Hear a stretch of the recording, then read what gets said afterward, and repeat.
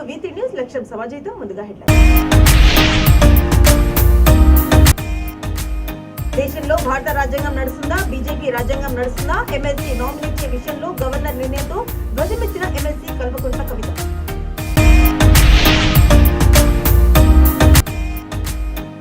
ఎమ్మెల్సీల విషయంలో గవర్నర్ తప్పుడు నిర్ణయం, సూర్యాపేటలో మీడియాతో మంత్రి గుంటగండ్ల జగదీష్ రెడ్డి.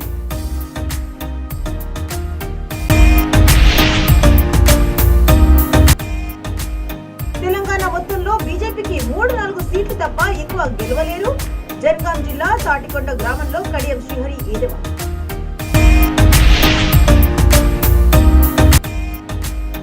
వైకాపా కక్ష రాజకీయాలపై రాజీలేని పోరాటానికి సిద్ధం. టీడీపీ జాతీయ ప్రధాన కార్యదర్శి లోకేష్ స్పష్టీకరణ. ఇక డీటెయిల్స్ లోకి చూసి, దేశంలో భారత రాజ్యాంగం నడుస్తుందా లేక బీజేపీ రాజ్యాంగం నడుస్తుందా? గవర్నర్ వైఖరి ఫెడరల్ స్ఫూర్తికి విరుద్ధమని బీఆర్ఎస్ ఎమ్మెల్సీ కల్వకుంట్ల కవిత ధ్వజమెత్తారు. గవర్నర్ కోటాలో 2 ఎమ్మెల్సీ పదవుల్లో నామినేట్ చేయడానికి రాష్ట్ర ప్రభుత్వం ప్రతిపాదించిన పేర్లను తిరస్కరిస్తూ గవర్నర్ తీసుకున్న నిర్ణయంతో బీసీలకు తీవ్ర అన్యాయం జరిగిందని ఆమె అన్నారు. తమది బీసీ వ్యతిరేక పార్టీ అని భారతీయ జనతా పార్టీ మరోసారి నిరూపించుకుందని కవిత ఆరోపించారు. శాసన మండలి జరిగిన చౌకలి ఐలమ్మ జయంతి కార్యక్రమంలో కవిత పాల్గొని ఈ సందర్భంగా మీడియా ప్రతినిధులతో మాట్లాడారు. గవర్నర్ కోటాలో 2 ఎమ్మెల్సీ పదవులకు నామినేట్ చేయడానికి రాష్ట్ర ప్రభుత్వం రాజ్యాంగబద్ధంగా పంపించిన పేర్లను గవర్నర్ తిరస్కరించడం సమాఖ్య స్ఫూర్తికి విరుద్ధమని అన్నారు.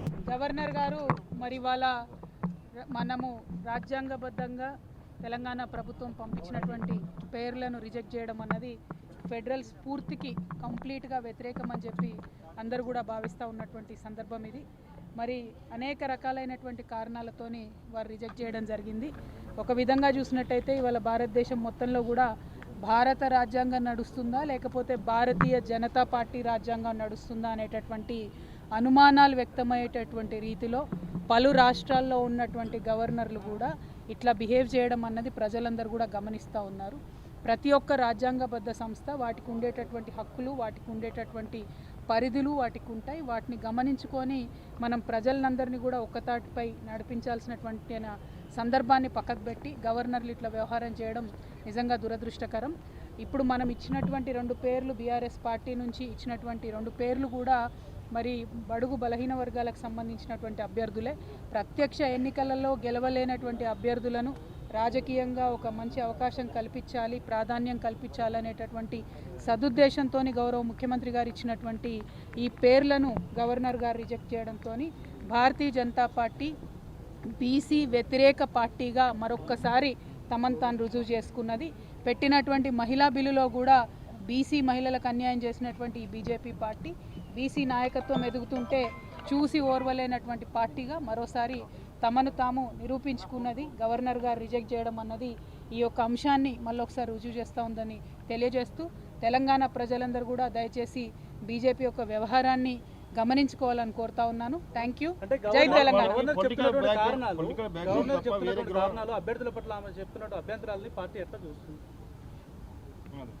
ప్రధానంగా ఒక్కటండి, బ్యాక్గ్రౌండ్ ఏంది, రూల్స్ ఏంది, రెగ్యులేషన్స్ ఏంది అనేది పక్కన పెడితే సాంప్రదాయాలు అనేటటువంటి కొన్ని ఉంటాయి. రాజ్యాంగబద్ధంగా పాటించాల్సినటువంటి కొన్ని సాంప్రదాయాలు, ట్రెడిషన్స్, వాటిని పాటించుకుంటూ వెళ్తే అన్ని సంస్థలు, అన్ని రాజ్యాంగబద్ధంగా పనిచేసేటటువంటి వ్యవస్థలు కలిసి పనిచేసేటటువంటి ఆస్కారం, తద్వారా ఒక స్టెబిలిటీ ప్రజలకు ఇచ్చేటటువంటి ఆస్కారం ఉంటుంది. నిరంతరం నెగిటివ్ చర్చ ప్రజల్లో రేపే. గవర్నర్ తమిళసాయి ఎమ్మెల్సీ నామినేషన్ల తిరస్కరణ అంశంపై మంత్రి గుంటగండ్ల జగదీష్ రెడ్డి స్పందించారు. సూర్యాపేటలో మీడియాతో మంత్రి మాట్లాడుతూ గవర్నర్ తప్పుడు నిర్ణయం తీసుకుని సెల్ఫ్ గోల చేసుకుందని, గవర్నర్ అయ్యే సమయానికి ఆమె బీజేపీ అధ్యక్షురాలుగానే ఉన్నారని, ప్రకటన తర్వాతనే గవర్నర్ రాజీనామా చేశారని మంత్రి చెప్పుకొచ్చారు. నేడు నిష్పక్షపాత నిర్ణయాలు తీసుకుంటా అనడం సరైనది కాదన్నారు. ఎమ్మెల్సీ తిరస్కరణపై గవర్నర్ చెబుతున్న సాకులు గురువింద గింజ సామెతను గుర్తుకు తెస్తున్నాయని తెలిపారు. తిరస్కరణ నీతితో ఆమె కూడా గవర్నర్ పదవికి అర్హురాలు కాకుండా పోతుందన్నారు. నీతులు చెప్పే గవర్నర్ నైతిక విలువలు పాటిస్తారని ఆశిస్తున్నామని మంత్రి జగదీష్ రెడ్డి పేర్కొన్నారు. వాస్తవానికి పాపం గవర్నర్ గారు సెల్ఫ్ గోల్ చేసుకున్నారు.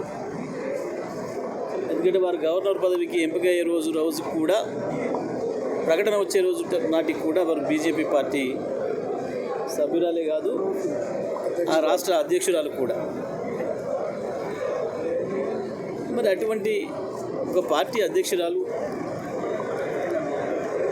ప్రకటన వచ్చిన తర్వాత ఆ పార్టీకి రాజీనామా చేసేసి వచ్చి గవర్నర్ పదవి స్వీకరించి నేను నిష్పక్షపాతంగా పనిచేస్తా, నేను పార్టీలో రహితంగా పనిచేస్తా అని చెప్పి ప్రమాణ స్వీకారాలు చేసిన గవర్నర్ గారు వీరేదో రాజకీయాలలో ఉన్నారు, ట్రేడ్ యూనియన్లలో ఉన్నారు అనే కారణం చేత తిరస్కరించడం అనేది అది ఏ రకంగా సమంజసంగా ఉంటుంది, ప్రజలు కూడా ఆలోచిస్తారు కదా అనేది వాళ్ళు అర్థం చేసుకుంటే బాగుండేది. ఆ ప్రశ్న మాకు ఎదురొస్తుంది అనే బాధ, ఆ విషయం మనకు తెలిసి ఉండాలి. గురువింద నీతిలాగా మాట్లాడితే ప్రజలు ఏది కూడా విఘ్నత ఉంటుంది ప్రజలకి అనే ఆలోచన ఉండాలి. మనం ఎవరన్నా ఆ స్థాయిలో ఉన్న వ్యక్తులు చేసే విధానాలలో, నిర్ణయాలలో, మాట్లాడే మాటల్లో, ఎందుకంటే వాళ్ళు తిరస్కరించడానికి కారణమే ఇది అని చెప్పడం అనేది తప్పకుండా మరి వారు కూడా ఉద్యోగానికి అర్హులు కారు అని చెప్పి వారే చెప్పుకున్నట్టు అయింది. మరి ఆ విషయంలో గవర్నర్ గారే నైతిక విలువలు పాటిస్తే బాగుంటుందని నేను అనుకుంటున్నాను. జనగాం జిల్లా తాటికొండ గ్రామంలో ఎమ్మెల్సీ స్టేషన్ గన్పూర్ ఎమ్మెల్యే అభ్యర్థి కడియం శ్రీహరి బీఆర్ఎస్ పార్టీ కార్యాలయాన్ని ప్రారంభించారు. ఆ తర్వాత చాకలి ఐలమ్మ 128వ జయంతి సందర్భంగా ఆమె చిత్రపటానికి ఘనంగా నివాళులు అర్పించారు. తాటికొండ గ్రామంలో గతంలో చూసుకుంటే తాను చేసిన పనులే ఉన్నాయని, ఇప్పుడు కొంతమంది పార్టీ పేరు చెప్పుకొని మీ అందరి దగ్గరికి వస్తారని కడియం అన్నారు. బీజేపీ అయితేనేమి, కాంగ్రెస్ అయితేనేమి వాళ్ళు చేసింది ఏమీ లేదని ఎద్దేవా చేశారు. 6 నెలల క్రితం మన పక్కన ఉన్న కర్ణాటకలో గెలిచిన కాంగ్రెస్ ఇప్పుడు తెలంగాణలో 6 పథకాలను చూపిస్తూ మన దగ్గరికి వస్తున్నారని, మరి తెలంగాణలో తెచ్చిన 6 పథకాలు కర్ణాటకలో ఎందుకు పెట్టలేదని కడియం శ్రీహరి గుర్తు చేశారు. తెలంగాణ మొత్తంలో బీజేపీకి 3-4 సీట్లు తప్ప ఎక్కువ గెలుపు రాదని కడియం శ్రీహరి ఎద్దేవా చేశారు. అంత నిజాయితీగా పనిచేశాను. రాబోయే రోజుల్లో కూడా నేను మీకు ఇచ్చే హామీ అదే, నిజాయితీగా పనిచేస్తాను.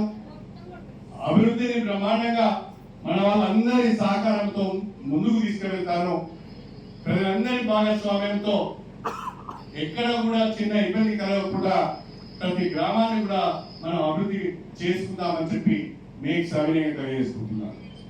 రాబోయే రోజుల్లో నిజాయితీగా పనిచేస్తాను. రాబోయే రోజుల్లో తప్పు పని చేసి మీకు తలవంపులు మాత్రం తేను అని చెప్పి ఈ సందర్భంగా నేను ప్రకటించాను. ఒక్క అవకాశం ఇవ్వండి. చాలా రోజుల తర్వాత ఎందుకో ముఖ్యమంత్రి గారు నన్ను పిలిచి నువ్వు పోటీ చేయాలని అడిగాడు. మీ ఆదేశం సార్, మీరు ఎలా చెప్తారా అని చెప్పి ఇప్పుడు కూడా వారి ఆదేశం మేరకే నేను మీ ముందుకు వచ్చాను. మీ ముందుకు రావడానికి కూడా ప్రధానమైన కారణం ఏంటంటే స్టేషన్ గన్పూర్ నియోజకవర్గాన్ని కేసీఆర్ నాయకత్వంలో బ్రహ్మాండంగా అభివృద్ధి చేసే ఒక అవకాశం వస్తున్నది. నాకు రాజకీయ జన్మనిచ్చిన నా గన్పూర్ నియోజకవర్గ ప్రజల యొక్క రుణం తీసుకోవడానికి మరొక అవకాశం నాకు రాబోతున్నది. దాన్ని వినియోగించుకోవాలనే ఉద్దేశంతోనే మీరు తల ఉంచుకునే విధంగా మాత్రం నా పనితీరు ఉన్నది అని చెప్పి ఈ సందర్భంగా వాస్తవంగా కులాల వారిగా, వ్యక్తుల వారిగా పరిచయం చేసుకుందాం అనుకున్నాను. కానీ ఇంత పెద్ద సంఖ్యలో మీరు వచ్చి దీని ఒక ఎన్నికల ప్రచార సభగా మార్చారు. నిజంగా చాలా సంతోషంగా ఉంది. తాటికొండ గ్రామానికి గొప్ప చరిత్ర ఉన్నది. ఆ చరిత్రకు తగ్గట్టుగానే తాటికొండలో రాజకీయ చైతన్యం ఉన్నది. ఆ రాజకీయ చైతన్యానికి తగ్గట్టుగానే మీరు అన్ని రకాలుగా ఆలోచించి వచ్చే ఎన్నికలలో నిన్ను మనసుతో ఆశీర్వదించి కారు గుర్తుకు ఓటేసి నన్ను గెలిపించి నా ద్వారా ఈ గ్రామంలోని నియోజకవర్గాన్ని అభివృద్ధి చేసుకోవాల్సిందిగా కోరుకుంటూ మీ అందరి దగ్గర సెలవు తీసుకుంటాను.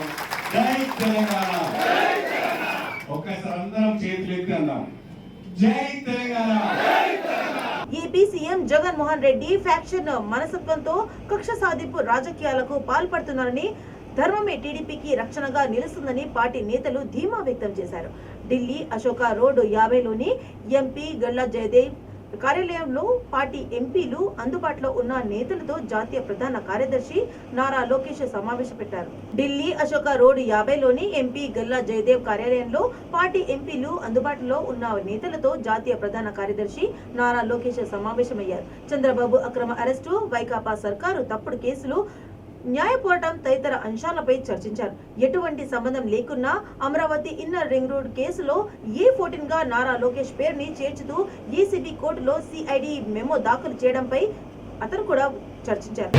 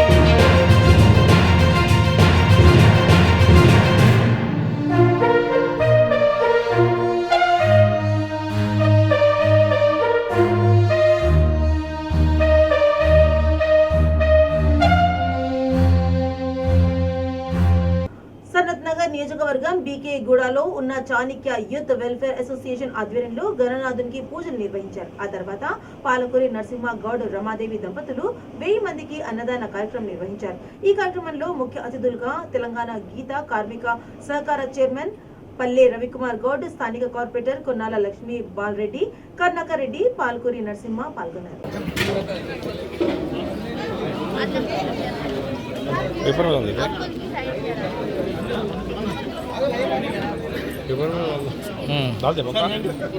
పక్కా 100%.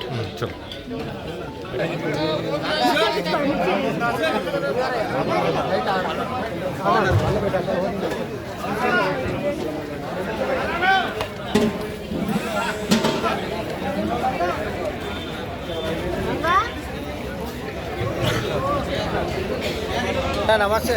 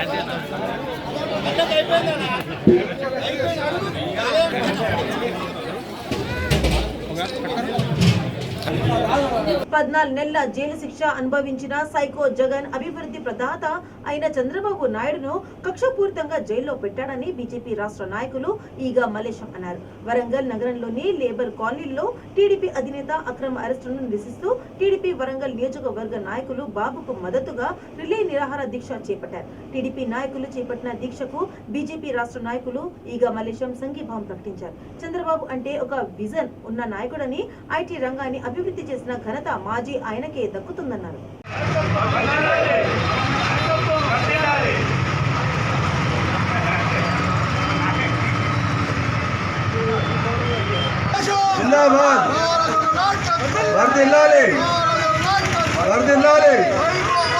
సైకిల్ రావాలి, సైకిల్ రావాలి, సైకిల్ రావాలి, సైకిల్ రావాలి, వర్దిల్లాలి.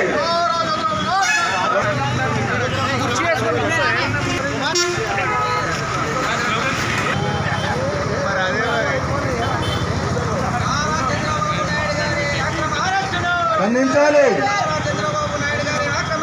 ఖండించాలి. జోహార్ జోహార్, జోహార్ జోహార్, జోహార్ జోహార్. జై జై తెలుగుదేశం.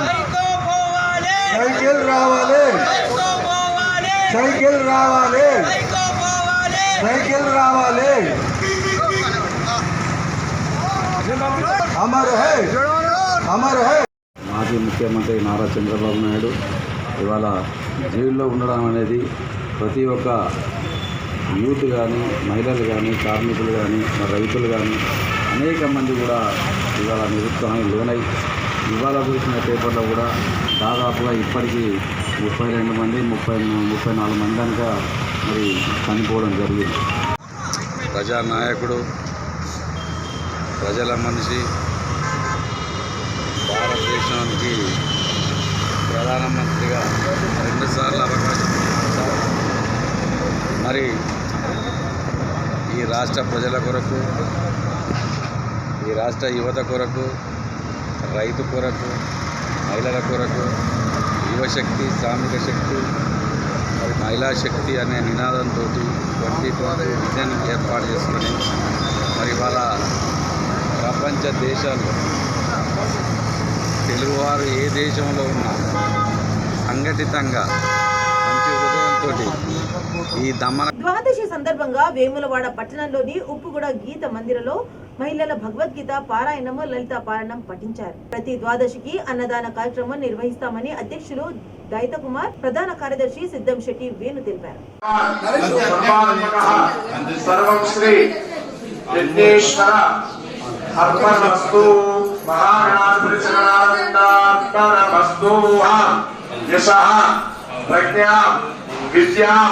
बुद्धिं श्रियं बलम आनिष्यं तेज आरोग्यम देहि में हव्यवाहन श्रीदेहि में हव्यवाहन ओम नमः इति राहगो शांत्या सर्वशांत्यावत्यं द्विपदे चतुष्पदे शांतिं करोमि शांतिर्मे अस्तु शांतिः बृहत्सामक्षत्रवृद्धवृष्ण्यं कृष्णपौरुषवृतमुग्रवीरम् इंद्रस्तोमेन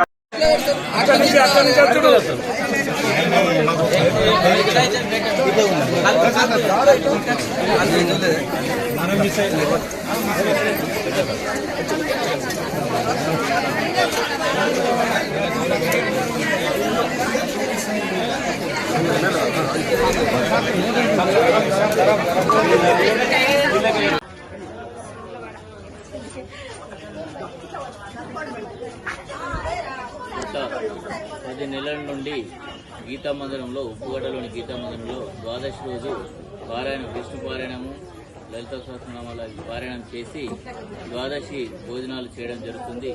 దానికి దాతలు సహకరిస్తున్నారు.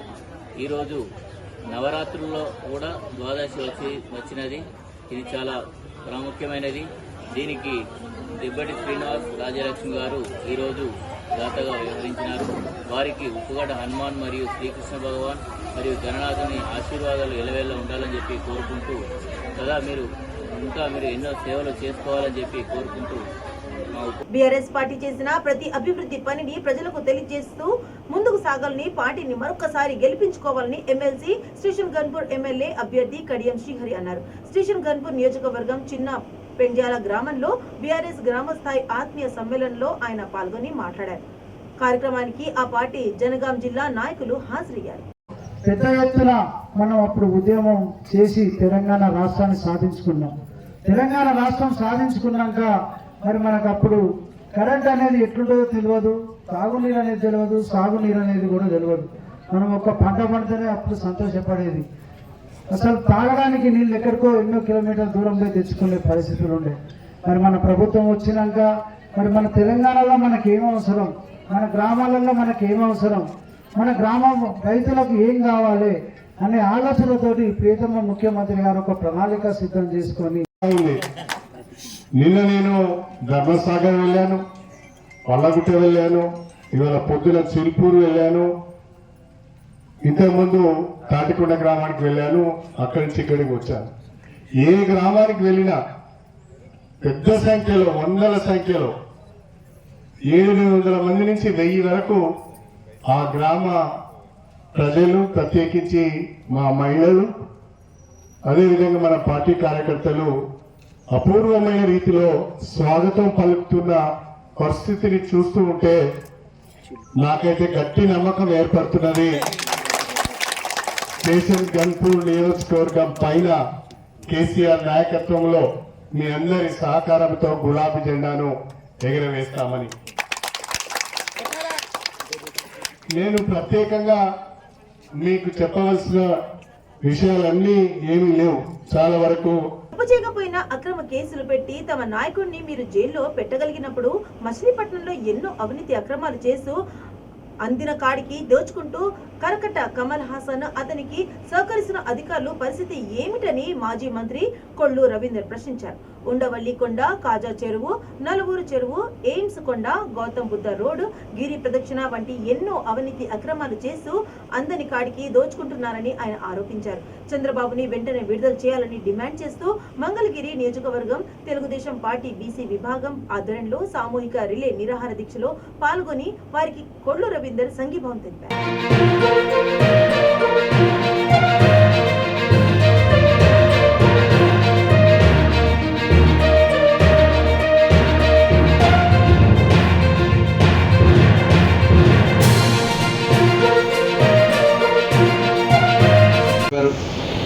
కానీ ఇది చాలా దురదృష్టకరమైనటువంటి సంఘటన. ఎందుకంటే ఒక ప్రజాస్వామ్యంలో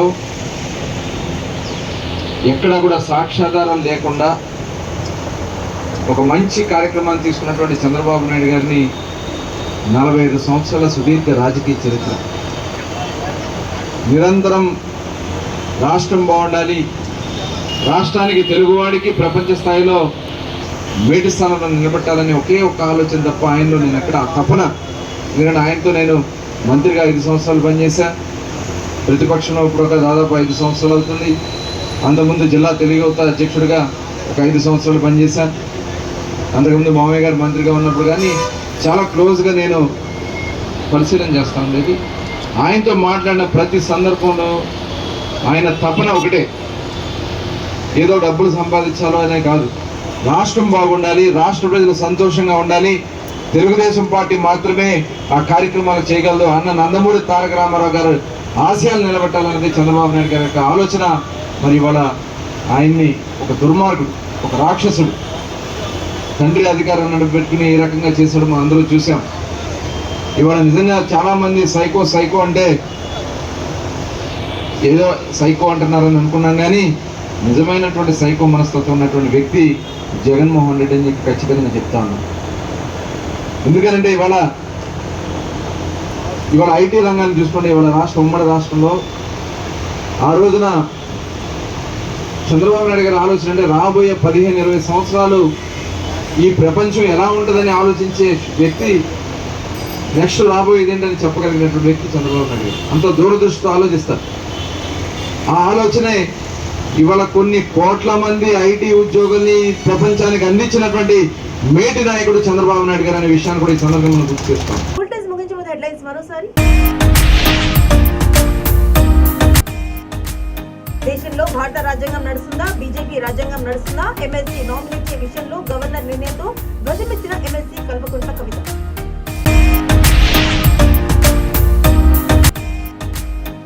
ఎమ్మెల్సీల విషయంలో గవర్నర్ది తప్పుడు నిర్ణయం, సూర్యాపేటలో మీడియాతో మంత్రి గుంటగడ్ల జగదీష్ రెడ్డి.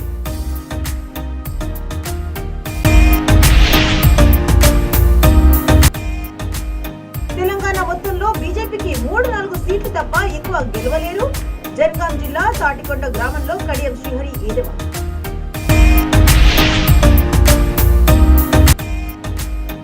వైకాపా కక్ష రాజకీయాలపై రాజీలేని, పోరాటానికి సిద్ధం టీడీపీ జాతీయ ప్రధాన కార్యదర్శి లోకేష్ స్పష్టీకరణ. ఇవి ఇప్పటివరకు అప్డేట్స్. మరిన్ని అప్డేట్స్ కోసం చూస్తుండండి టీవీ 3 న్యూస్. లక్ష్యం సమాజం.